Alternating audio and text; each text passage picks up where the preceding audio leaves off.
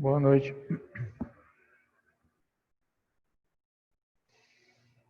Fernanda, boa noite.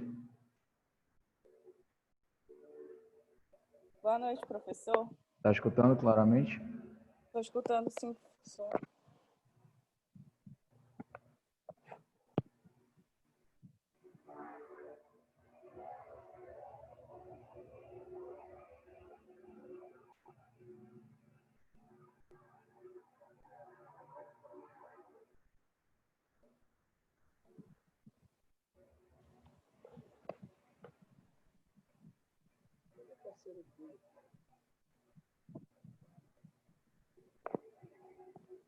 Professor.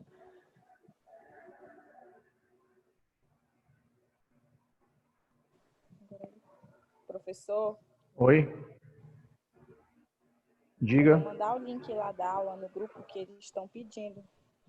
Mandar o quê? Ainda não entraram. Mandar o quê?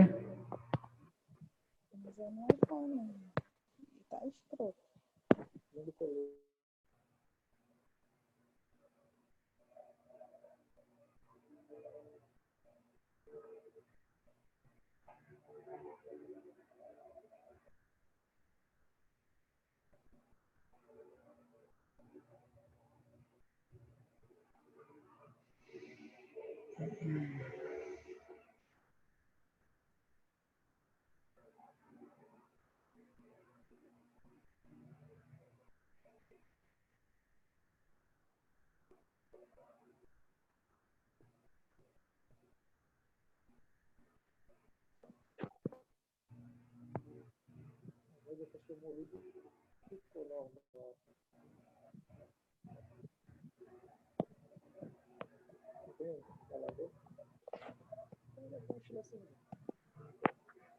Vira isso,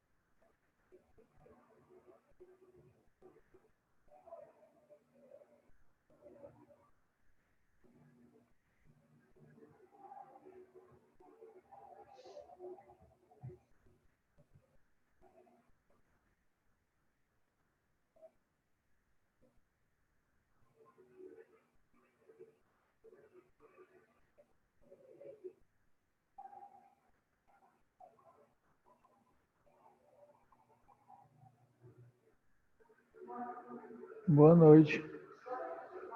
Sim, Boa noite, professor. boa noite.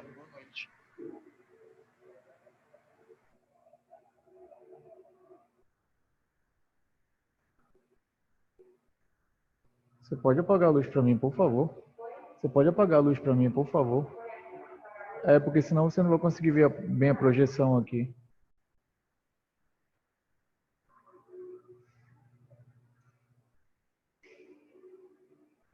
Vê a outra. Acende uma, a outra. Você consegue ver?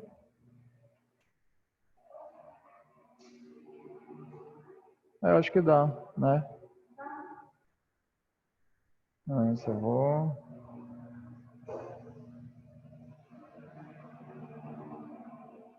colocar aqui para baixo.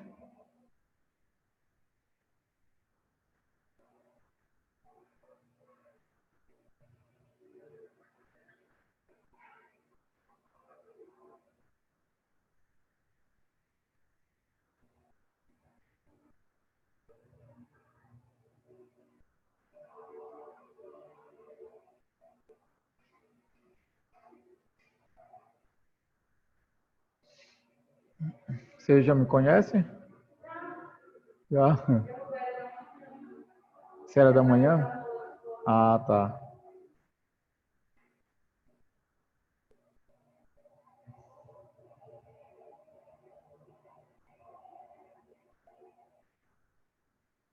Vou iniciar então. Boa noite a todos. Eu tô- tá. Boa noite a todos. Estão todos ouvindo? Sim, professor. Ok. E aí, o que acharam da prova? Foi Tranquilo? ótimo. Tranquilo. Tranquilo, né? Nada, Uhum. não fugiu nada do que eu expliquei para vocês, não é isso? Não. Sem pegadinhas, né? Tudo bem Gra- direto, tranquilo. Que bom. Então, dando continuidade ao conteúdo, agora para a segunda verificação, então nós vamos iniciar com calcificações, tá? No caso, obviamente, já que a disciplina são processos patológicos, são calcificações patológicas, é óbvio. De antemão, eu pergunto para vocês, nós temos calcificações no nosso corpo? Hum? Temos calcificações no corpo? Alguém arrisca?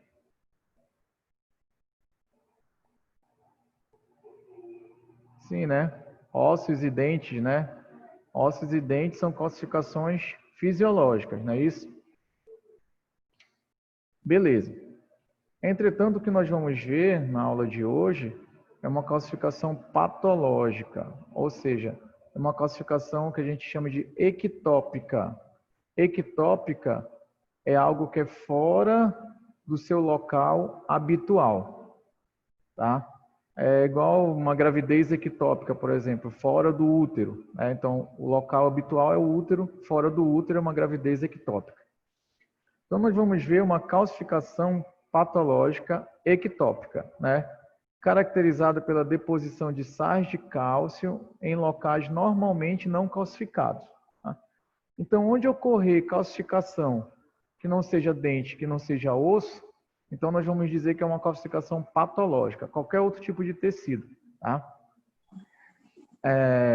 Ela é bem frequente, tá? São processos frequentes no nosso corpo, porém sem grandes consequências para o organismo. Geralmente não traz grandes consequências. Tá? Sendo que as reservas de cálcio no nosso corpo, estão num balanço, num equilíbrio. Tá?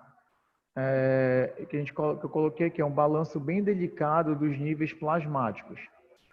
Então, quando eu falo níveis plasmáticos de cálcio, eu estou falando em calcemia, tá? Então, o que é a calcemia?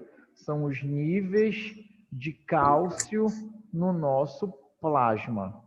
Não esqueçam isso porque vai ser importante para a aula. Então, de novo, calcemia são os níveis de cálcio no nosso plasma, tá? Então, esses níveis, eles estão em equilíbrio, tá?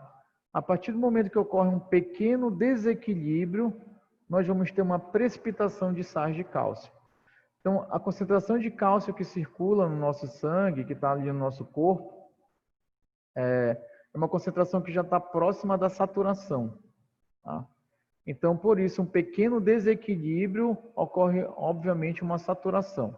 E quando eu falo em saturação, fazendo uma comparação aqui para vocês, se eu pego um copo com água e começo a colocar açúcar nesse copo, vai chegar um certo momento em que o açúcar vai depositar no fundo do copo.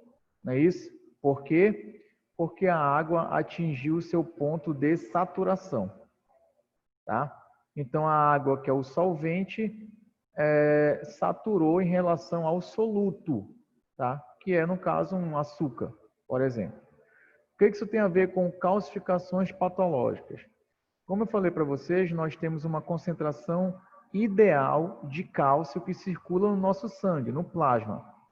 A partir do momento que desequilibra e aumenta essa concentração de cálcio no plasma, esse cálcio começa a precipitar, a saturar em outros tecidos, que não seja nem osso, nem dente. Tá? Aí nós vamos ter uma calcificação patológica. Tá? Sendo que tanto no tecido ósseo quanto em focos de calcificação, a gente observa a presença de cálcio nessa forma aqui. Na verdade, na forma de fosfato de cálcio, tá? É chamado de hidroxiapatita, tá? Então, lá nos nossos ossos, nós temos hidroxiapatita. Focos de calcificação, também nós temos hidroxiapatita, tá? Que, como eu falei, é fosfato de cálcio. A diferença é que no tecido ósseo, o que acontece no tecido ósseo? Esses cristais de hidroxiapatita, eles se depositam em uma matriz de tecido conjuntivo. Quando eu falo em tecido conjuntivo, é um tecido altamente composto por colágeno, tá? Então, essa é uma informação importante. Cálcio tem afinidade por colágeno. Tá? Se a gente lembrar da histologia, a gente vai ver que os nossos ossos, eles são formados por uma parte orgânica e inorgânica. A orgânica, fibras de colágeno, a inorgânica, fosfato de cálcio. A união desse colágeno com o fosfato de cálcio dá origem a uma matriz óssea calcificada, tá? Então, novamente, esses cristais de hidroxiapatita a gente vai encontrar tanto nos nossos ossos, de forma normal, fisiológica, quanto em focos de calcificação, tá? Sendo que os estoques de cálcio e de fosfato no nosso corpo, eles estão em constante mobilização, tá? Então, cálcio e fosfato são substratos que estão em constante trânsito dentro do nosso corpo, tá? Em mecanismos, nesses três mecanismos aqui, por exemplo, deposição óssea, reabsorção óssea e remodelação óssea. Esses três processos aqui, vocês viram lá na histologia, quando foi falado em tecido ósseo. Deposição óssea, quem é que faz a deposição óssea? São os osteoblastos, né? Então, os osteoblastos são aquelas células ósseas, né, responsáveis pela produção de uma matriz óssea calcificada, tá? Isso é deposição óssea. Reabsorção óssea, outra célula que entra em ação, são os osteoclastos. Qual a função dos osteoclastos? Eles degradam a matriz óssea mais envelhecida e ocorre reabsorção dessa matriz, desse cálcio, tá? Que está nessa matriz. Esse cálcio vai parar onde? No sangue. Então, a deposição é a formação de uma nova matriz óssea, a reabsorção é a degradação e reabsorção desse cálcio que estava ali no osso. Tá? Esses dois processos, deposição e reabsorção óssea, são processos responsáveis pelo que a gente chama de remodelação óssea. Então, o osso, apesar de ser um tecido endurecido, ele ocorre renovação óssea, tá? Então, os nossos ossos, eles estão se renovando constantemente, tá? Essa remodelação, ela ocorre justamente pela ação, pela deposição e reabsorção óssea, tá certo?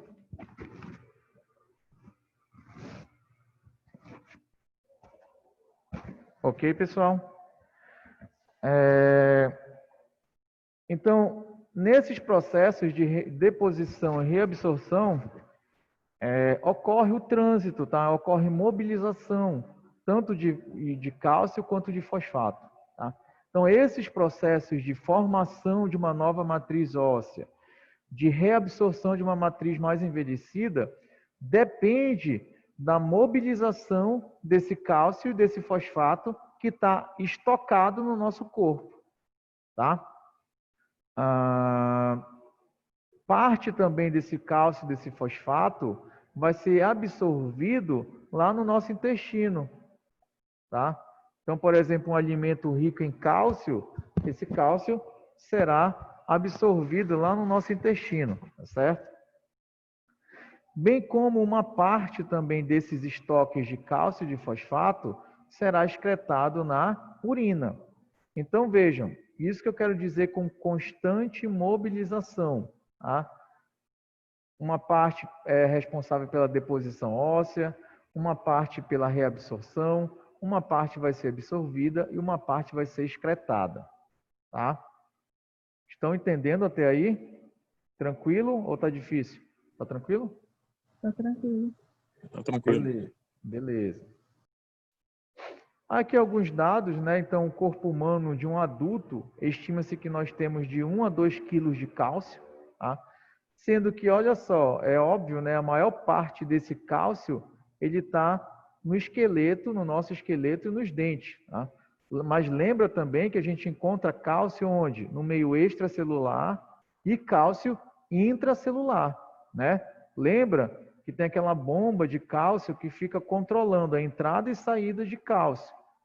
É só lembrar, por exemplo, da contração muscular. Né?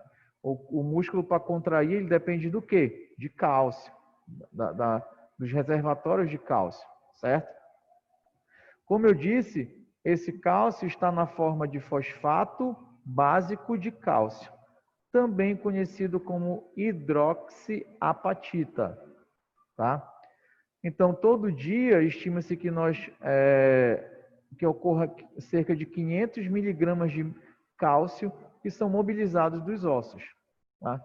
O que acontece? Como o cálcio, a maior parte do nosso cálcio, ele está onde? Nos nossos ossos, né?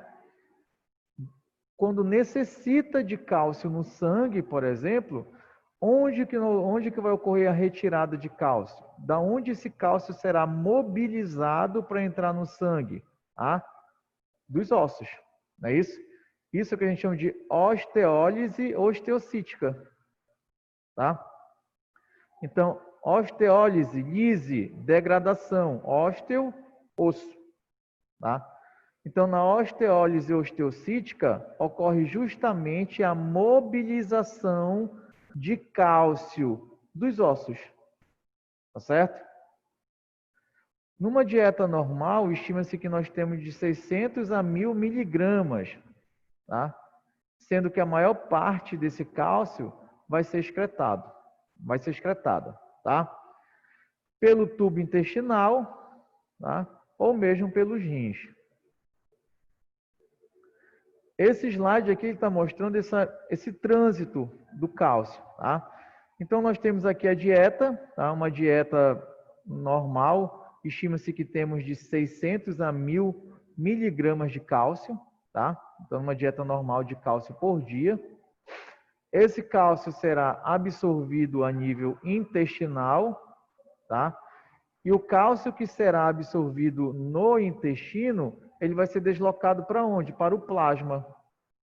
E, chegando no plasma, esse cálcio vai compor o quê? O que a gente chama de calcemia.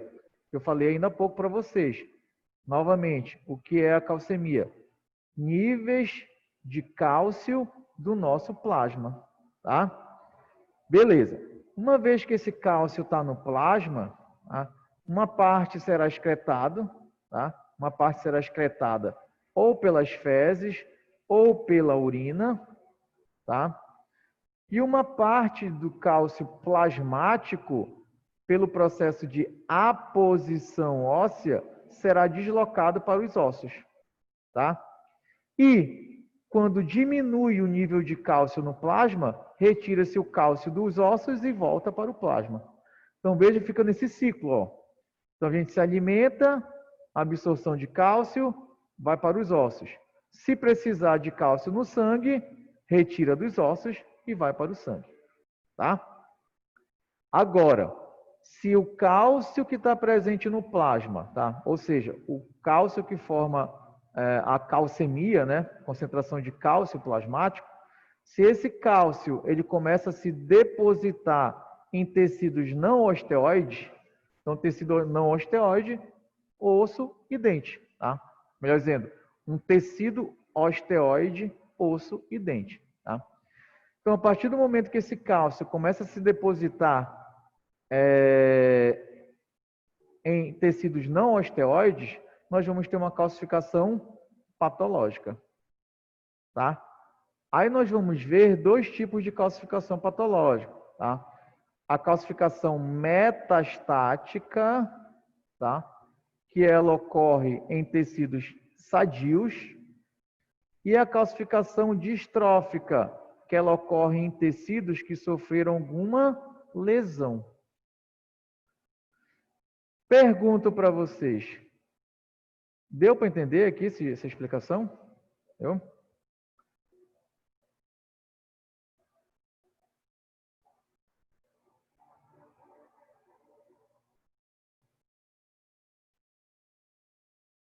A galera ficou tímida. Vamos lá, prosseguir. Então, por exemplo, questão de calcificação na prova, galera. Vejam que são só duas, né? Então, se vocês tiverem que marcar, vocês vão ter que marcar somente essas duas. Qualquer outro nome que eu colocar lá, eu estou inventando, tá certo? Beleza, então, ó, nós temos a calcificação distrófica e a calcificação metastática, tá?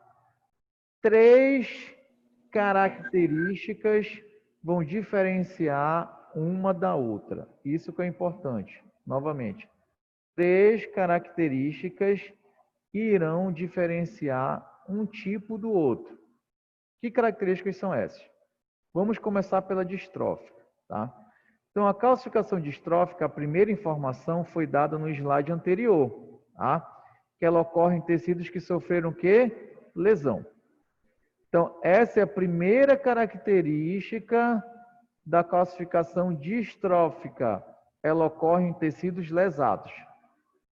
Exemplo muito clássico disso, necrose, que a gente viu lá na primeira verificação, né? Então, escuta o que eu vou falar. Tecidos necróticos tendem a calcificar. Isso é comum em infartos do miocárdio, tá? Isso é comum na necrose caseosa, lá na tuberculose. Isso é comum na esteatonecrose, lá da pancreatite aguda. Lembra? Então, essa é a primeira característica. Segunda característica, não depende dos níveis plasmáticos de cálcio. O que eu quero dizer com não depende dos níveis plasmáticos de cálcio? Aquele tecido que sofreu a lesão, ele vai calcificar mesmo que a concentração de cálcio no plasma esteja normal. Tá? Por isso que eu coloquei aqui, ó, não depende dos níveis de cálcio no plasma. Agora, se tiver um aumento na concentração de cálcio no plasma, é óbvio que o processo vai se intensificar. tá? Ele pode acontecer mais rápido, tá? Ou seja, ele vai intensificar, mas não depende, tá? Então, o indivíduo pode estar com a concentração de cálcio normal no sangue, mas aquele tecido que sofreu lesão irá calcificar, tá? E a terceira característica que não está aqui, eu vou perguntar. Se eu estou dizendo que a calcificação distrófica ocorre em tecidos que sofreram algum tipo de lesão, esse tipo de calcificação, ela é pontual ou ela é disseminada? Hein?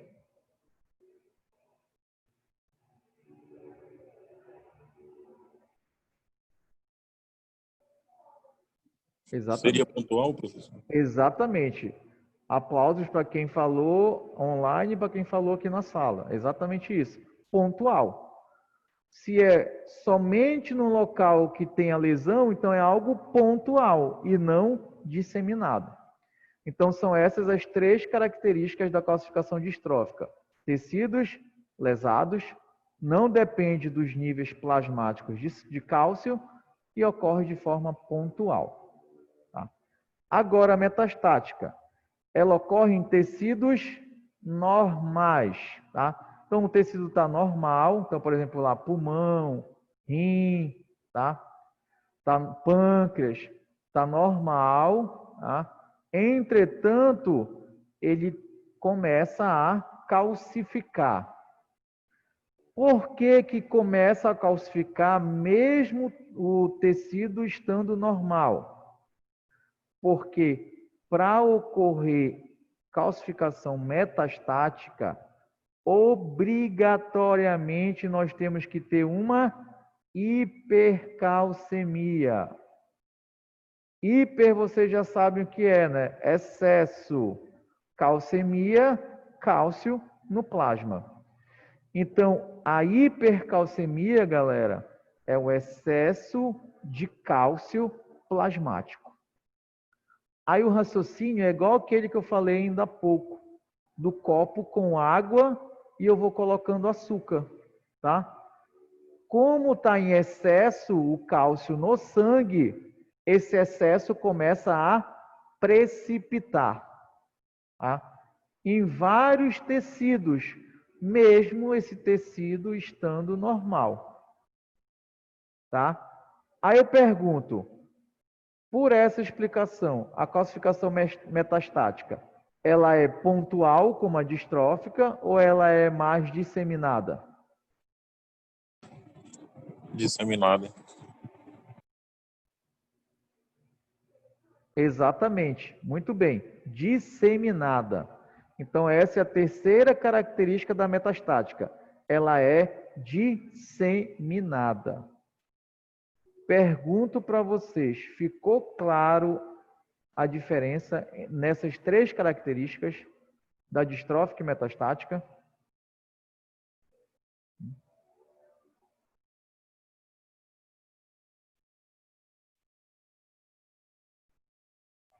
Sim, sim, professor. Beleza.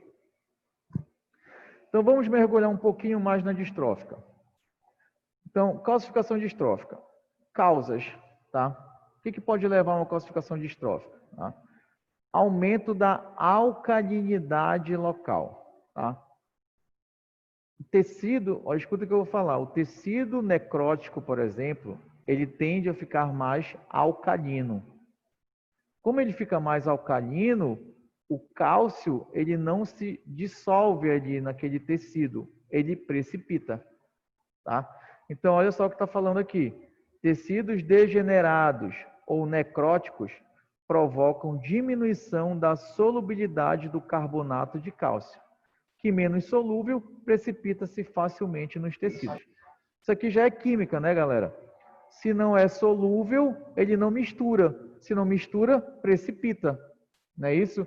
Então, o cálcio, numa condição alcalina, ele não se dissolve, ele precipita. E onde eu encontro essa condição alcalina? Em tecidos necróticos, por exemplo. Tá certo? Então, o aumento da alcalinidade local é uma causa que pode levar à calcificação distrófica. É uma característica de tecidos necróticos, tecidos degenerados. Tá?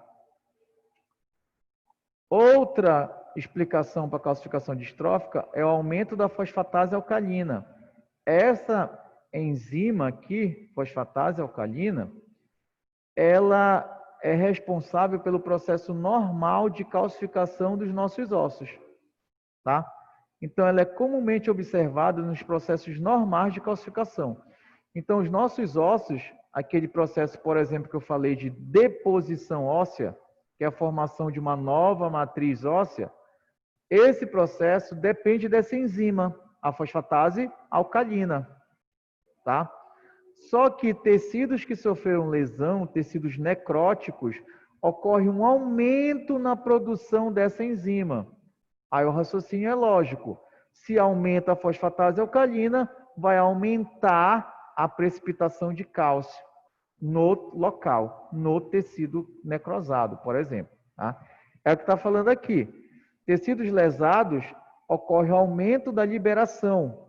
Liberação de quem? Da fosfatase alcalina, o que facilita a formação de fosfato de cálcio no local. Lembra que eu estou falando de calcificação distrófica, então ela é pontual, ela ocorre no local onde está a lesão, né? Por exemplo, necrose. Diga? Acelera, exatamente. Então, o tecido necrosado, por exemplo, ocorre aumento da produção dessa enzima que vai acelerar a formação de fosfato de cálcio. E esse fosfato de cálcio vai se depositar ali no local. Tá? E uma terceira causa, melhor dizendo, uma terceira explicação para a ocorrência de calcificações distróficas é a presença de proteínas extracelulares. Qual proteína? Aqui, ó, colágeno. Lembra que eu falei ainda há pouco que o osso, os nossos ossos têm a parte orgânica e inorgânica e que a orgânica é composta por colágeno? Então, galera, o cálcio tem afinidade por colágeno. Tá? O que acontece? Tecidos necrosados, o que acontece em tecidos necrosados? O colágeno do tecido fica exposto. Então, é como se formasse uma matriz de colágeno, onde o cálcio vai só depositando, tá? Então, vai ocorrendo uma precipitação de cálcio onde tem colágeno, tá? É o que diz aqui, ó. Tecidos necrosados, as proteínas mais livres para associação com cálcio, estimulando a deposição destes sobre essa matriz. Essa matriz, principalmente composta por colágeno. Então, só para fixar, aumento da alcalinidade local, aumento da fosfatase alcalina e presença de proteínas extracelulares como colágeno são as três explicações para a formação de uma calcificação distrófica. Nós observamos essas três condições em tecidos que sofreram lesão, principalmente necroses, tá? Então, aumenta a alcalinidade, aumenta a liberação de fosfatase alcalina e aumenta a exposição de colágeno. Esses três fatores ali no tecido, eles vão contribuir para a deposição de cálcio e o tecido calcifica como um todo. Deu para entender? Sim, professor. Beleza. Eu gosto muito dessa aula de calcificação, acho bacana. Calcificação distrófica ainda, ela é mais frequente, tá? Como eu falei, ela é localizada, né?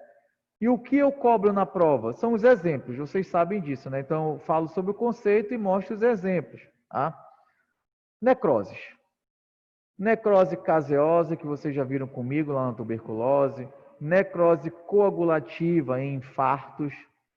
Necrose gordurosa, chamada de esteatonecrose, que vocês viram lá na pancreatite aguda, né? Esses 3 tipos de necrose nós temos calcificação.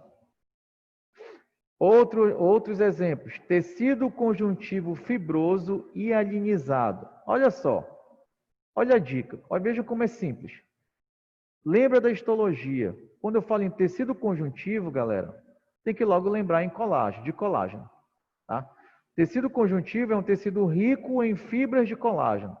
É um tecido rico em uma matriz extracelular composta por colágeno. Aí você já tem que logo fazer a ligação. Se tem colágeno no tecido, ele está mais predisposto a calcificar. Tá? Então, isso é visto, por exemplo, em tecidos conjuntivos com lesões antigas de progressão lenta. Exemplo, placas ateromatosas. Então, são aquelas placas de gordura que vão se depositando na parede das nossas artérias, tá? Isso ao longo de muito tempo, anos, né? E essas placas, elas tendem a calcificar com o tempo, com o passar do tempo. Elas vão calcificar com o passar do tempo, tá? Tumores, tá? Daqui a pouco tem uma figura que mostra tumores. Artérias uterinas de mulheres mais idosas. Por quê? Essas artérias também uma rica composição de colágeno. Tá? Tendões. Por que tendões? Tá? Então, o indivíduo tem uma inflamação lá, uma tendinite recorrente, tá? Um processo inflamatório recorrente lá no tendão. Esse tendão ele vai perdendo elasticidade, por exemplo, porque ele vai calcificando. Tá? Mas por que tendões? É só lembrar, tendão é um tecido conjuntivo denso modelado. É um tecido riquíssimo em colágeno. Aí vejam, tem inflamação, que é a lesão. Tem colágeno, fatores para que calcifique. Tá? Válvulas cardíacas também, temos uma figura interessante aqui que eu vou mostrar. Válvulas cardíacas, isso aqui é comum em pessoas mais idosas, obviamente, tá? Que ao longo do tempo essas válvulas vão calcificando, tá? E isso aqui vai trazer uma repercussão clínica para o paciente, obviamente, tá? E cicatrizes. Por que cicatrizes tendem a calcificar?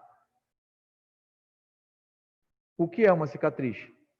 É um remendo composto por colágeno, tá? Então, galera, tem lesão, tem colágeno, calcifica.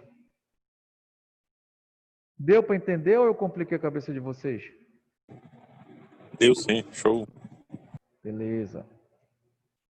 Infartos antigos, ó, temos figuras também. E essa figurinha também tem uma figura aqui, ó, ao redor de parasitas e larvas. Temos uma figura interessante também. Se amarra nessas figuras, né, professor? Lógico, tem que visualizar o negócio, só falar, né? Falar. Aqui, ó, necrose coagulativa, infarto no miocárdio. Aí eu gosto muito dessa aula, tu é doido. Então vamos lá. Aqui, ó, o que está mostrando? Aqui é a área que infartou, tá? Então aqui houve necrose, houve morte do tecido, tá? Eu vou pegar essa área aqui e vou jogar para cá, ó. Vejam. Aqui nessa região, isso aqui é uma biópsia, tá? Então, uma biópsia, retirou-se uma pequena fatia dessa biópsia e corou, tá? Pergunto para vocês, onde está o depósito de cálcio? Nessa região aqui mais clara ou nessa região mais escura?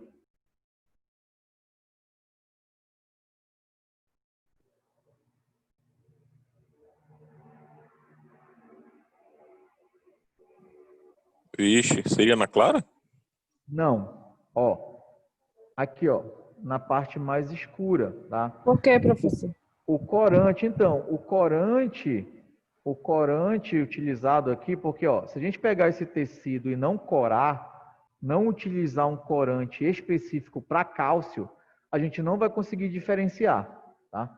Então, retira-se uma fatia aqui da biópsia e cora, tá? um corante que impregna onde tem cálcio e dá essa tonalidade aqui, ó. Um roxo, um vermelho, um roxo, né? Tá? Então, todos esses pontos aqui roxos são depósitos de cálcio. Foi onde o corante impregnou. Se ele não impregnou aqui, é porque não tem cálcio. Deu para entender? Deu, professor. Deu. Beleza. Aí eu pego essa região aqui, ó, do círculo e amplio para cá. A gente vê mais claramente, ó. Tudo isso aqui, cálcio, tá? Região não calcificada, aqui, ó, região não calcificada, região não calcificada, região calcificada. Mas tudo isso aqui foi a área que morreu, foi a área que houve o quê? Necrose. A tendência, galera, a tendência é que essa área, é óbvio que agora não, né? Porque isso aqui já é um coração de um indivíduo que morreu, obviamente. Mas a tendência é que essa região vá calcificando ao longo do tempo, tá? Essa figura vocês já viram também comigo, ó. Necrose gordurosa, também conhecida como esteatonecrose, né? Então aqui, ó, tecido gorduroso normal, a gente vê aqui os adipócitos, né? Cheios de triglicerídeos. E aqui a gente já vê o quê? A área de necrose. Isso aqui ocorre numa pancreatite aguda, né? Ocorre destruição dos adipócitos, liberação do triglicerídeo. Esse triglicerídeo, pela ação das lipases pancreáticas, será transformado em ácido graxo. Esse ácido graxo tem afinidade por cálcio. Aí vai ficar aqui, ó, essa região esbranquiçada, tá? Pulmão. Daqui é o pulmão de um indivíduo que teve uma tuberculose, tá? Então aqui, ó, tudo isso aqui é área de necrose, ó.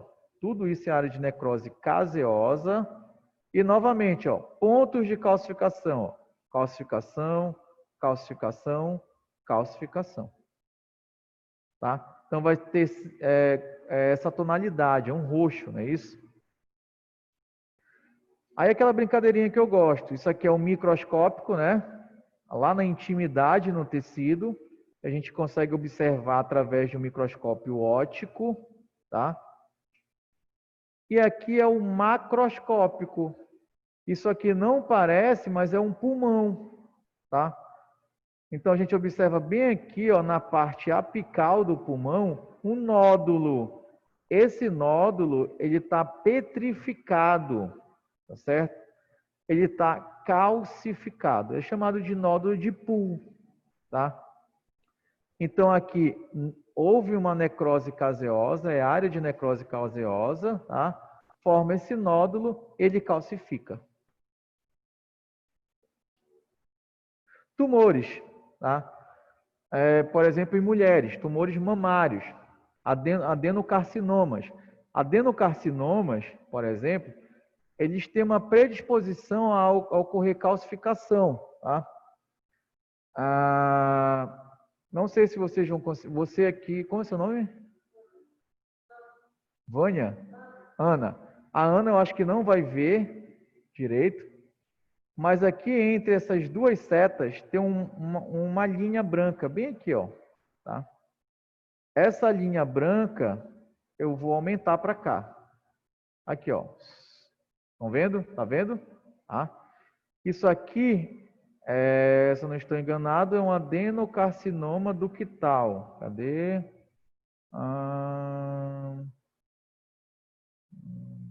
Isso. É num duto. Isso, exatamente. Lembra lá daquela figura da mama que eu mostrei para vocês? Que tem aqueles cachos de uva que são as glândulas mamárias, não é isso? E dessas glândulas mamárias nós temos os dutos mamários que vão desembocar lá no mamilo. Aqui, ó, isso aqui é um duto mamário. Por isso que forma uma linha, tá? Então veja que ao longo do duto mamário ocorre a formação de tumores, tá? E esses tumores eles vão calcificando. Isso aqui foi visto numa mamografia, tá? Então dá para ver claramente aqui tumores calcificados. Aí cabe, obviamente, a avaliação médica para avaliar se é um tumor benigno ou um tumor maligno, tá? Mas em mulheres é, de certa forma, comum a gente observar a presença de tumores de calcificações mamárias, tá? Então veja que eu estou enchendo vocês de exemplos aqui. Olha essa figura interessante. Isso aqui é uma calcificação em processo aterosclerótico, aterosclerose. Lembra que eu falei ainda há pouco? Que é a deposição daquelas placas de gordura na parede de artérias, né? E eu disse para vocês que ao longo do tempo, essa placa irá calcificar. Ali ocorre um grande processo inflamatório, tá? Na verdade, a aterosclerose é um exemplo de inflamação crônica, tá? Então é aquele indivíduo lá que come continuamente McDonald's, Burger King, batata frita, coxinha, pastel, tá? E a gordura vai só depositando na parede da artéria. Isso ao longo do tempo, de anos, né? Não é da noite para o dia. Ali no local vai ter um processo inflamatório crônico, tá? Aí, ó, lesão, né? Se eu falo em inflamação, eu estou falando de lesão. É local, certo? E ao longo do tempo eu disse que vai calcificando, né? E a gente vê isso aqui claramente. O que a gente observa bem aqui, ó, isso aqui é uma artéria aorta dissecada. Deixa eu ver, só para confirmar. É a aorta dissecada. É. Isso aqui é uma. Tá aqui, ó. Burrão.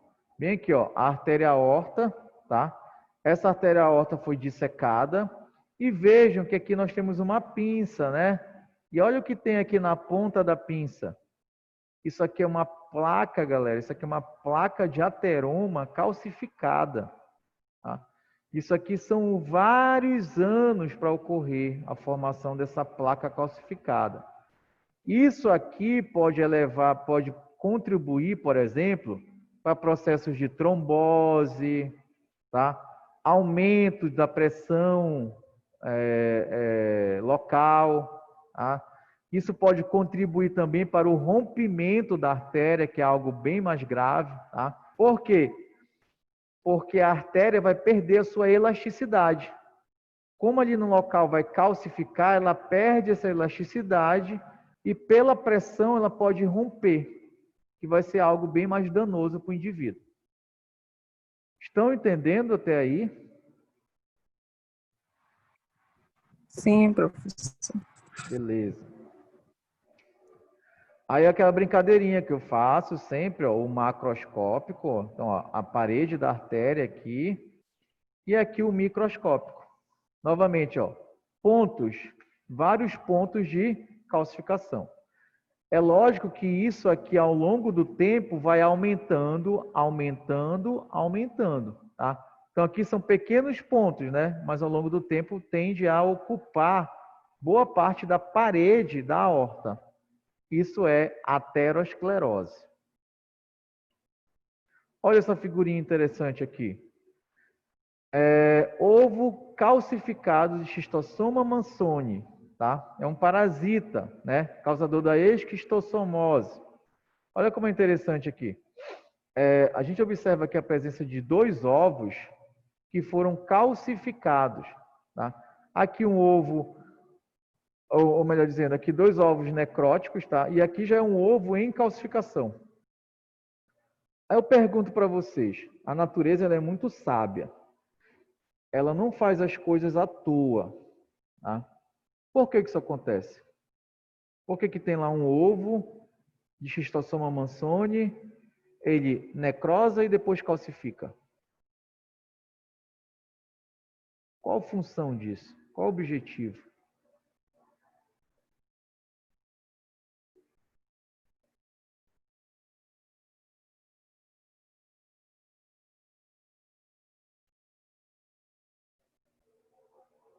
A função biológica disso aqui, galera, é evitar a disseminação do parasita, tá? Por quê? Porque forma ao redor do ovo uma cápsula de cálcio, uma cápsula calcificada. Calcificando, tu isola o ovo aqui no tecido, impedindo que a larva do parasita saia. Tá? Isso aqui é o que a gente chama de uma reação granulomatosa. Tá? Então, veja que isso aqui é uma reação imune que nos beneficia, tá? Impedindo a disseminação do parasita no tecido. Tá? Olha isso aqui como é interessante.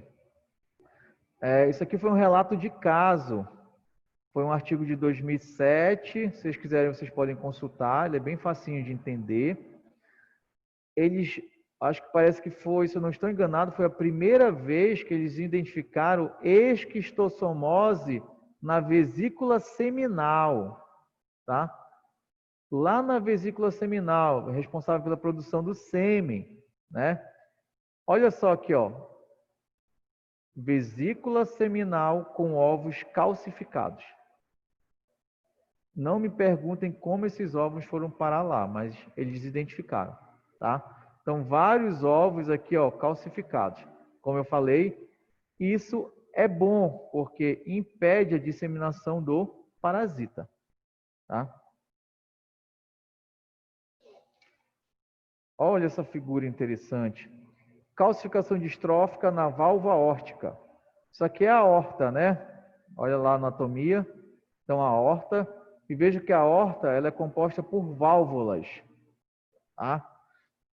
Que são as cúspides semilunares. Então, aqui uma cúspide, aqui outra cúspide e aqui outra cúspide, tá? Essas válvulas, elas abrem e fecham, tá? E fecham, tá? Então, aqui, ó, uma aorta normal, a válvula aorta normal. Ela aberta, ó, tá? Aberta, e ela fechada, tá? Aqui já é uma válvula aórtica com estenose. O que é estenose, galera? Estenose é um estreitamento, tá? Então, um vaso ou um órgão oco, quando ocorre um estreitamento, a gente chama isso de estenose, tá? Então, aqui é uma estenose aórtica, tá certo? Por que isso pode acontecer? Calcificação dessas válvulas.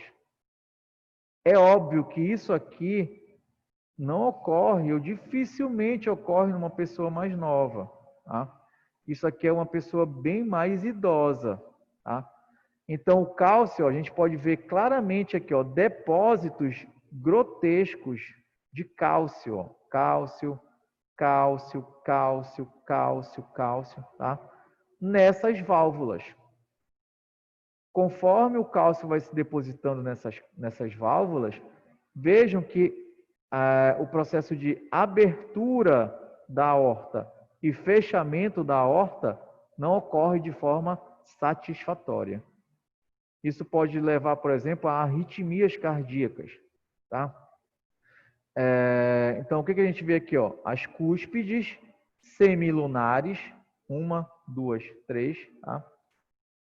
São espessas e fibrosadas. E atrás de cada uma estão massas irregulares de calcificação distrófica. Ó. Calcificação, calcificação, calcificação, calcificação, ó, aqui muito intensa, calcificação. Ficou claro, galera?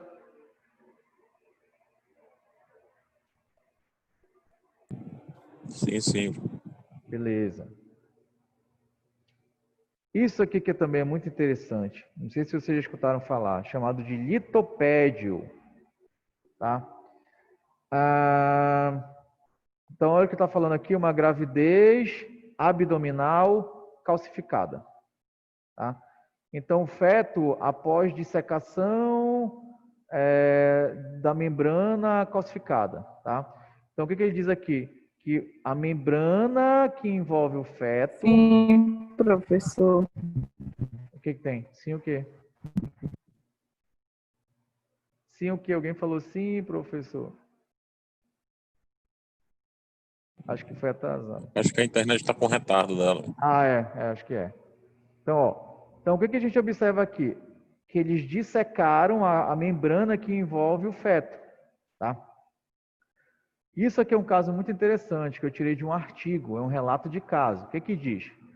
Uma paciente de 40 anos teve uma única gestação há 18 anos e não procurou o serviço médico desde então. Então aqui a gente vê, ó, ela engravidou há 18 anos e desde então ela não procurou mais médico, tá? Ela já está com 40 anos. Beleza. Ela começou a apresentar dor, tá? E foi ao hospital. Então chegou com dor em baixo ventre e massa tumoral de aproximadamente 20 centímetros.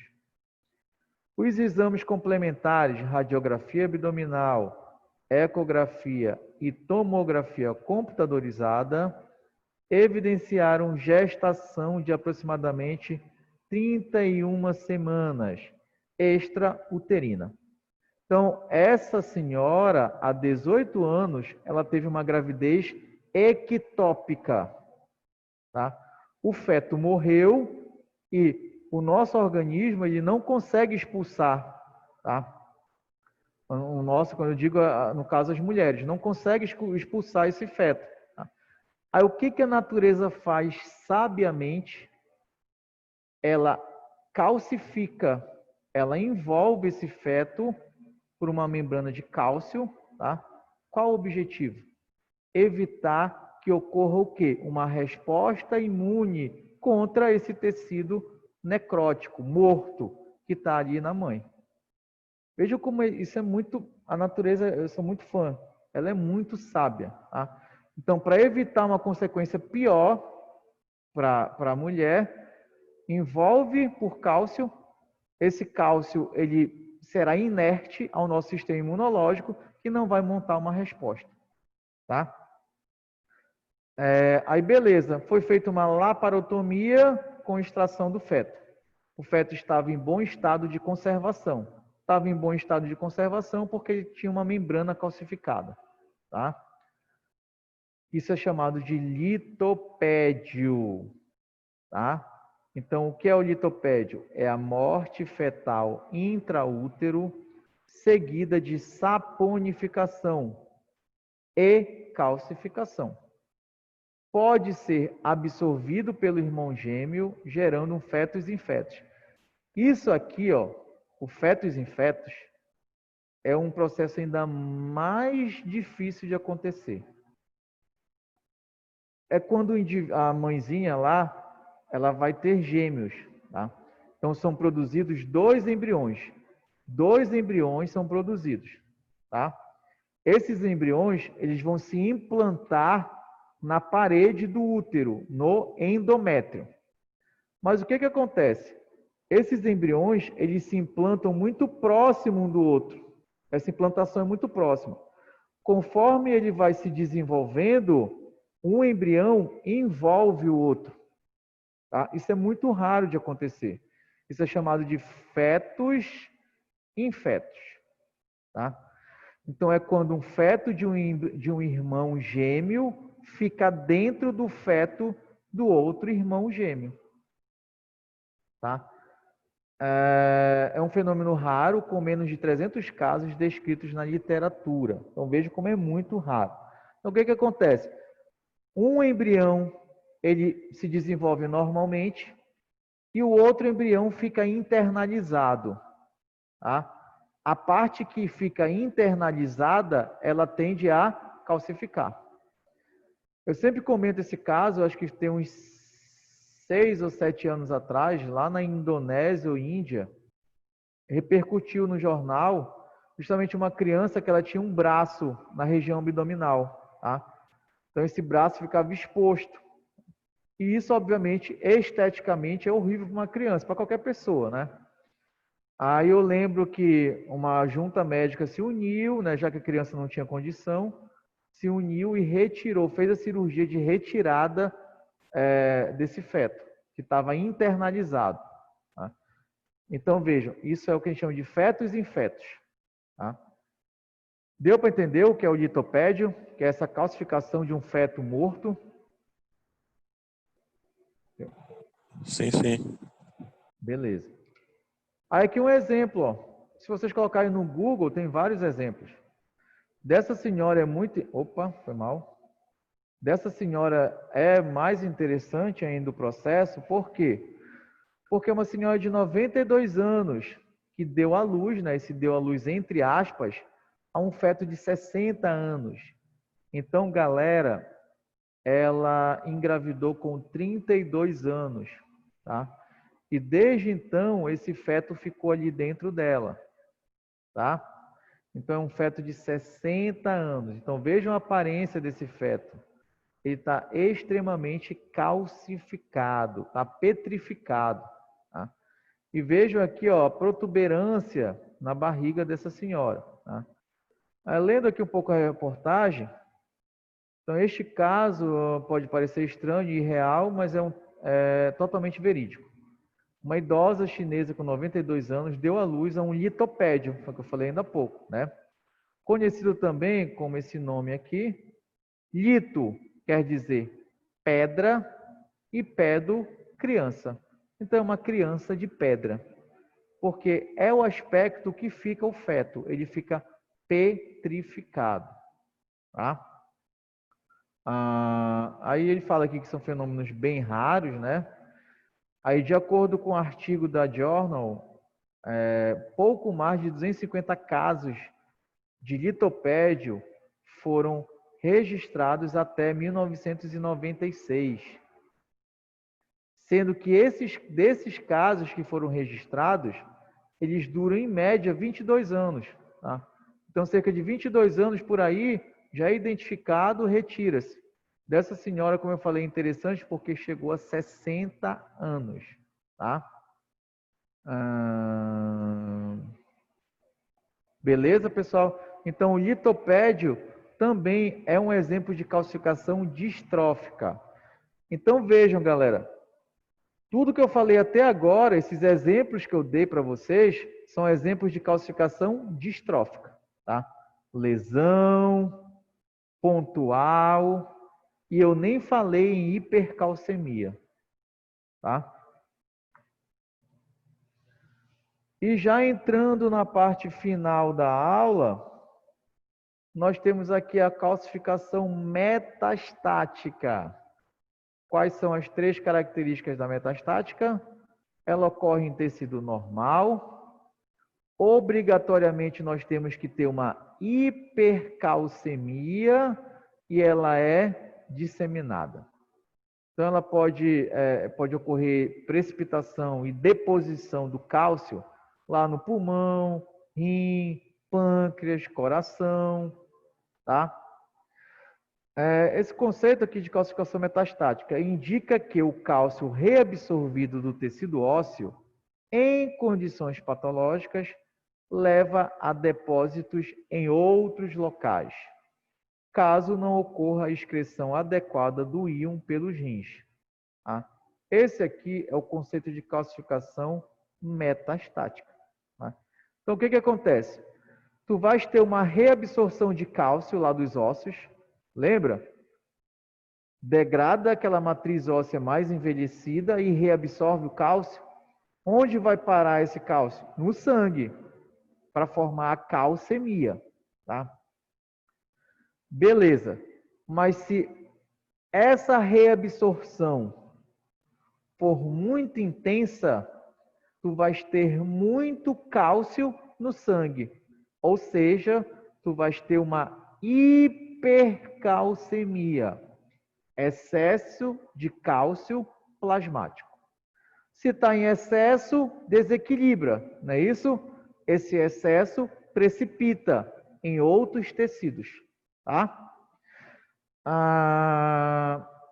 Caso, obviamente, não ocorra excreção adequada pelos rins. Lembra daquela primeira, daquele slide logo no início da aula, que eu mostrei a dinâmica, não é isso? Uma parte vai ser absorvida e outra vai ser excretada, né? excretada pelos rins, por exemplo. E na prova, o que eu posso cobrar de calcificação metastática? Aqui, ó, os exemplos, as causas. Aqui eu listei 4 causas. Primeira causa de calcificação metastática: absorção aumentada de cálcio. É óbvio, né? Raciocínio é simples, galera. Se tu absorve muito cálcio lá no intestino, onde esse cálcio vai parar? No sangue. Se tiver em excesso, hipercalcemia. Excesso de cálcio plasmático, tá? Em que condições podemos observar uma absorção aumentada de cálcio? Por exemplo, ó, excesso de vitamina D. Isso aqui já foi até uma questão de prova, tá? Por quê? Dentre as funções da vitamina D, uma delas é a absorção de cálcio lá no intestino, tá? Então, a vitamina D, ela facilita a absorção de cálcio a nível intestinal. Beleza, isso de forma normal. Mas olha o raciocínio da coisa. Se eu tenho muita vitamina D no organismo, tu vai ter muita absorção de cálcio no intestino. Esse excesso de cálcio que foi absorvido vai para onde? Sempre onde? No sangue. Então, se tu tens muita vitamina D, tu vai ter uma hipercalcemia.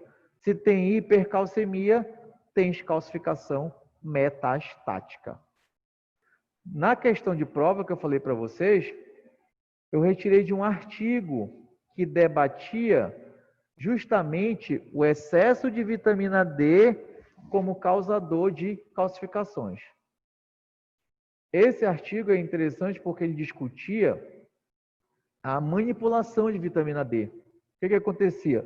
O médico prescrevia uma concentração, chegava na farmácia de manipulação, ocorria um erro no cálculo, tá?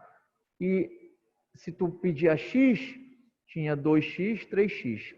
Ou seja, a concentração de vitamina D era maior do que a recomendada pelo médico.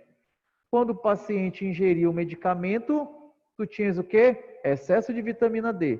Se tem excesso de vitamina D, hipercalcemia. Se tem hipercalcemia, pode ter uma calcificação metastática. Deu para entender essa jogada aí da vitamina D? Deu?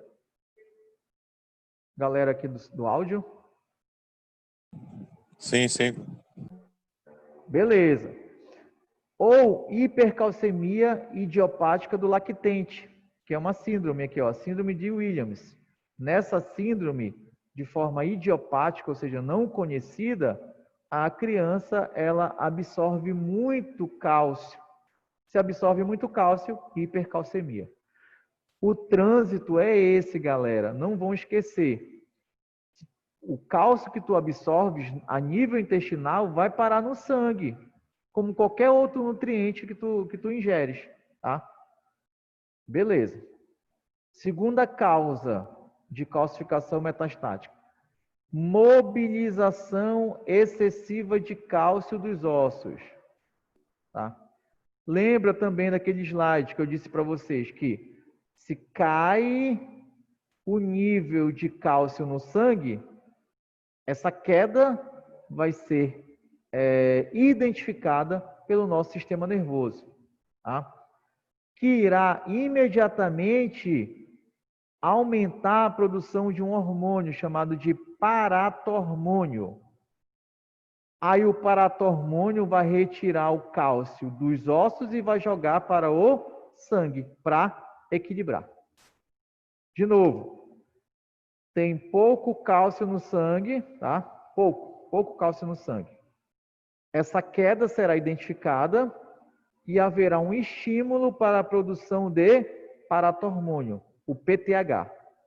O PTH vai lá nas células ósseas e vai estimular a mobilização de cálcio dos ossos para o sangue. Então, se o nível de cálcio estava baixo no sangue, ele cresce para equilibrar. Isso é um mecanismo compensatório que nós temos. Tá? Agora, galera, se retirar de forma excessiva, ó, isso que eu estou falando aqui, que eu expliquei ainda há pouco, é o normal, fisiológico. Agora, se eu mobilizar, se eu retirar de forma excessiva cálcio dos ossos, excesso, né? Excesso de cálcio vai para onde? Sangue. Se está em excesso, hipercalcemia. Se tem hipercalcemia, calcificação metastática. Isso pode acontecer no caso de uma imobilização prolongada. Então, o indivíduo teve um acidente lá com múltiplas fraturas e ele fica imobilizado durante muito tempo. Não tem estímulo para a produção de uma nova matriz óssea, porque ele não está se movimentando. Entretanto, se não estimula uma nova formação, a degradação está contínua. Degradou, reabsorve, para no sangue. Tá? Ou mesmo aqui, ó, no caso de uma osteólise, muito comum em metástases ósseas. O indivíduo que tem metástase óssea, o osso começa a ser degradado. Tá? Aí é o mesmo esquema. Degrada, reabsorve o cálcio que vai parar no sangue. Se essa degradação for muito grande, tu vai ter muita reabsorção de cálcio que irá parar no sangue.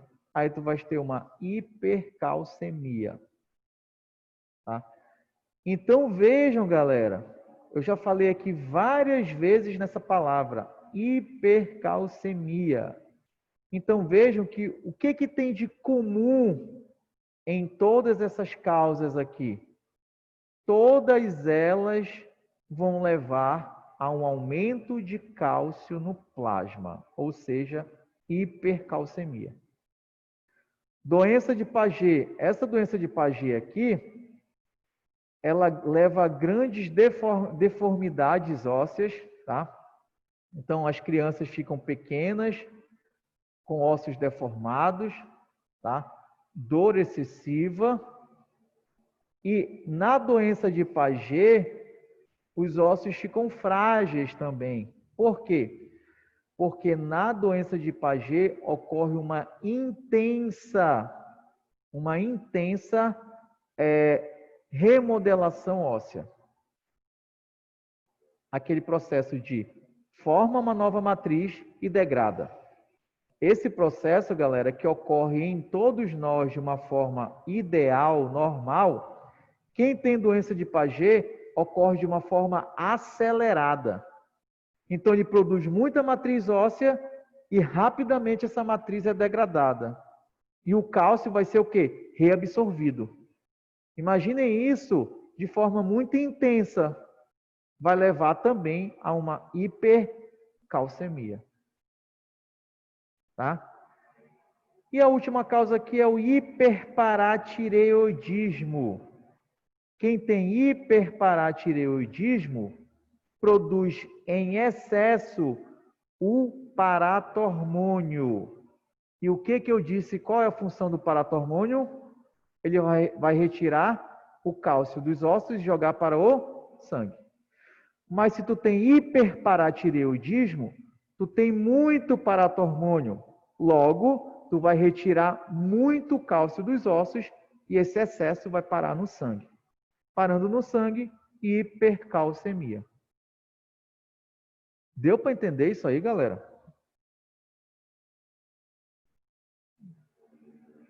Deu para entender? Ou vocês querem para eu voltar em alguma causa dessa aqui? É um pouco complicado, né? Complicou? Qual? Tudo?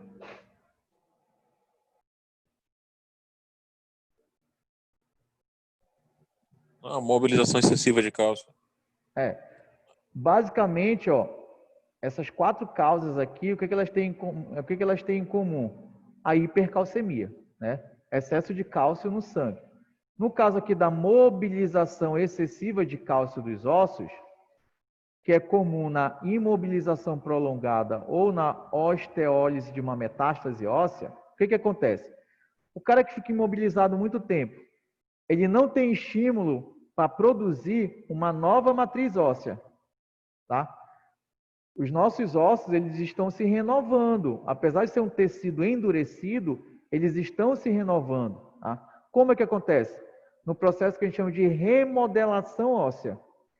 Produz uma nova matriz e a matriz mais envelhecida é degradada. E o cálcio ali vai ser reabsorvido e vai parar no sangue. Só que no caso de uma imobilização prolongada, vai ocorrer uma excessiva degradação de matriz óssea. Se degrada em excesso, tu vais ter muito cálcio reabsorvido, onde esse cálcio vai parar no sangue. Aí o indivíduo vai ter uma hipercalcemia, tá? Mesma forma aqui no caso das metástases ósseas. O indivíduo que tem metástase óssea, ele tem uma intensa degradação do tecido ósseo. Degradou, reabsorveu. Onde esse cálcio em excesso vai parar? No sangue. Se está em excesso no sangue, hipercalcemia. Se temos hipercalcemia, calcificação metastática. Tá certo? Beleza. E para fechar aqui o último slide, acho que é o último slide, aqui no caso do hiperparatireoidismo, tá? Primário, no caso. Paratireoide. Então, eu estou falando de uma glândula chamada de paratireoide, que produz um hormônio chamado de paratormônio, conhecido como PTH. Dentre as funções do paratormônio, que eu falei ainda há pouco, é mobilizar cálcio dos nossos ossos para o sangue, quando for necessário. Tá? Então, se baixar esses níveis no sangue, retira do osso e joga para o sangue. O paratormônio faz isso. Em condições normais, fisiológicas, é um mecanismo compensatório para evitar o desequilíbrio de cálcio plasmático. Beleza. Agora, o indivíduo que tem hiperparatireoidismo, já está dizendo aqui, ó, hiper, ele vai produzir em excesso o PTH. Aí o raciocínio é muito simples, galera. Se tu tem em excesso o PTH, tu vai retirar muito cálcio dos ossos. E vai parar onde? No sangue. Esse cálcio em excesso no sangue vai caracterizar uma hipercalcemia, tá? Isso é observado, ó, em pessoas que têm tumores na paratireoide ou mesmo hiperplasia das paratireoides, tá? Essas condições aqui, essas duas condições, caracterizam o hiperparatireoidismo primário, tá? Aí, como eu falei, o indivíduo vai ter um aumento na secreção de PTH. Se ele tem PTH em excesso, ele vai ter um hiperparatireoidismo. Se ele tem hiperparatireoidismo, vai aumentar a reabsorção óssea. Aumentando a reabsorção óssea, nós vamos observar uma saturação de cálcio e fosfato no sangue. Aí, olha só, fosfato de cálcio. Esse fosfato de cálcio em excesso, saturado no sangue, começa a se depositar em vários tecidos. Professor, Diga lá.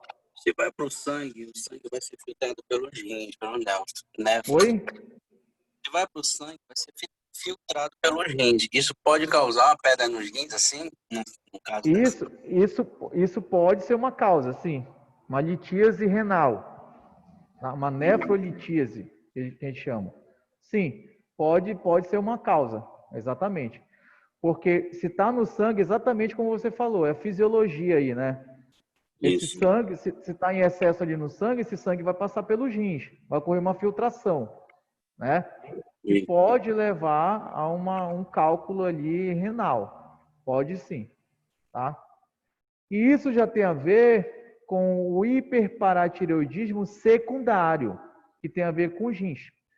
O que acontece? No hiperparatireoidismo secundário, o indivíduo vai ter uma grande retenção de fosfato na urina, então ele vai ter uma hipofosfatúria, tá? Ou seja, pouco fosfato na urina, tá? Se ele tem pouco fosfato na urina, ele vai ter muito fosfato onde? No sangue. Aqui, ó, hiperfosfatemia. E o cálcio? No hiperparatireoidismo secundário renal, o indivíduo ele tem uma diminuição nessa enzima bem aqui, ó, chamada de 1-alfa-hidroxilase. Qual a função dessa enzima? A absorção de cálcio no intestino e dos ossos. Como ela está diminuída, vai diminuir a absorção de cálcio no intestino e a reabsorção de cálcio nos ossos. Aí o indivíduo vai ter uma hiperfosfatemia, excesso de fosfato no sangue, e uma hipocalcemia, pouco cálcio no sangue. Isso vai levar a um hiperparatireoidismo. Por quê? Olha o raciocínio da coisa. Fisiologia, né, galera? Se tem pouco cálcio no sangue, o que eu falei para vocês? Entra em ação agora quem? O PTH. Né? Como tem pouco cálcio, vai ser produzido muito PTH para equilibrar. Né? Como vai ser produzido muito PTH, aí cai nessa condição aqui novamente, hiperparatireoidismo. Aí aumenta a reabsorção óssea, satura e deposita nos tecidos. Esse aqui é um processo mais complexo, realmente. Tá? Ocorre lá nos rins. E aqui, ó, excesso de vitamina D, como eu comentei ainda há pouco. O excesso de vitamina D vai aumentar a absorção de cálcio onde? No intestino. Aí, novamente, muito cálcio absorvido no intestino, satura cálcio, deposita no tecido. Tá? E aqui, ó, o hiperparatireoidismo secundário nutricional, que é comum, por exemplo, em animais, tá? Em herbívoros ou em carnívoros. Tá? Por quê? Grãos têm excesso de fosfato, alguns grãos têm excesso de fosfato. Carne também é rica em fosfato. Opa, foi mal, galera. Foi mal. Aqui, ó. Isso aqui é comum em animais, tá? Então, essa combinação aqui de muito fosfato, tá?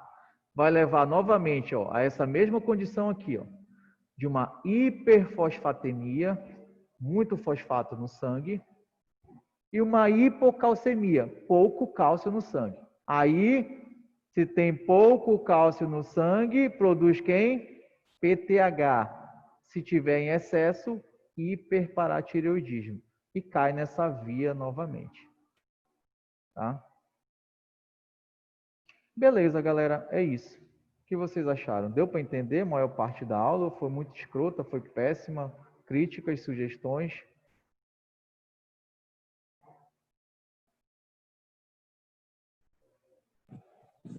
Show, professor. Só bem, é um pouco complicado aí, mas Essa deu para última entender. parte realmente é um pouco complicada, que envolve fisiologia, um pouco de endócrino, tá? Mas a gente vai fixar num exercício. E você, Ana? Oi? Deu? Beleza. Então, galera, eu fecho aqui, tá? Querem perguntar alguma coisa?